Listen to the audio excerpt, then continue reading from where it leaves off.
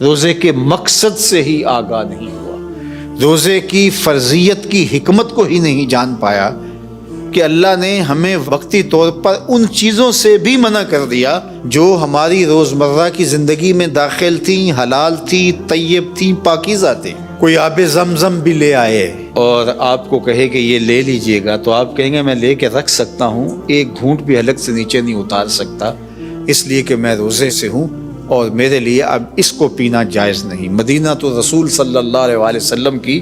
پاکیزہ کھجوریں بھی آپ کے سامنے لا کے کوئی رکھ دے،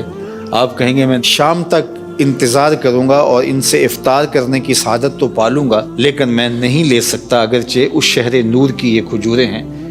چونکہ میں روزے سے ہوں۔ تو وہ پاکیزہ مشروب اور پاکیزہ معقول وہ بھی آپ نہیں لے سکتے جو کہ مشروع اور جائز،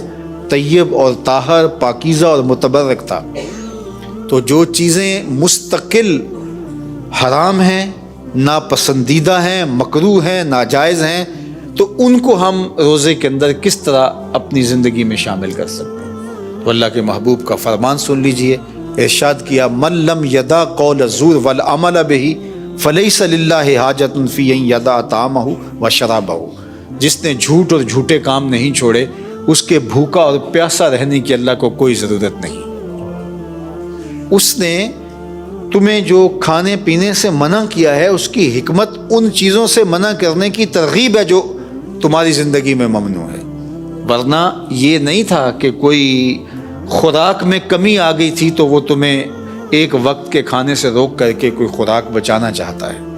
بلکہ فرمایا وَيُزَادُ فِيهِ رِزْقُ الْمُؤْمِنِ، جب ماہ سیام آتا ہے تو مومن کے رزق میں اضافہ کر دیا جاتا ہے۔ یہ شعبان کا مہینہ جو گزرا ہے اس میں جو خرید و فروخت ہوئی ہے تو آنے والے مہینے میں جو خرید و فروخت ہوگی یہ اس سے دوہری ہوگی۔ تو مومن کا تو رزق بڑھا دیا جاتا ہے، ایسی ایسی نعمتیں جو عام دنوں کے اندر میسر نہیں ہوتی وہ ماہ سیام میں میسر ہوتی ہیں، حتیٰ کہ جو عام دنوں میں امراء کو میسر ہوتا ہے ماہ سیام میں وہ غرباء کو بھی میسر ہوتا ہے۔ تو ماہ سیام کوئی خوراک بچاؤ مہم نہیں، تو اس مہینے میں اگر کھانے سے روکا گیا تو وہ کوئی بچت کا کوئی منصوبہ نہیں اللہ کے ہاں چل رہا ہمارے لیے، بلکہ اس سے ایک شعور اور تربیت وابستہ ہے ہماری، اور وہ یہ کہ جب اس کے کہنے پہ تم حلال بھی چھوڑ دو گے تو حرام کیوں نہیں چھوڑو گے، اور اگر کوئی اس حلال کو تو چھوڑ دیتا ہے لیکن حرام کو پھر بھی نہیں چھوڑتا تو پھر وہ فلسفہ سیام کو نہیں سمجھا، وہ روزے کی مقصدیت کو نہیں سمجھا، روزہ فرض کیوں کیا گیا تھا اس حکمت کو نہیں سمجھا۔ فرمایا من لم یدع قول الزور والعمل بہ فلیس للہ حاجۃ فی ان یدع طعامہ وشرابہ، جس نے جھوٹ اور جھوٹے کام نہیں چھوڑے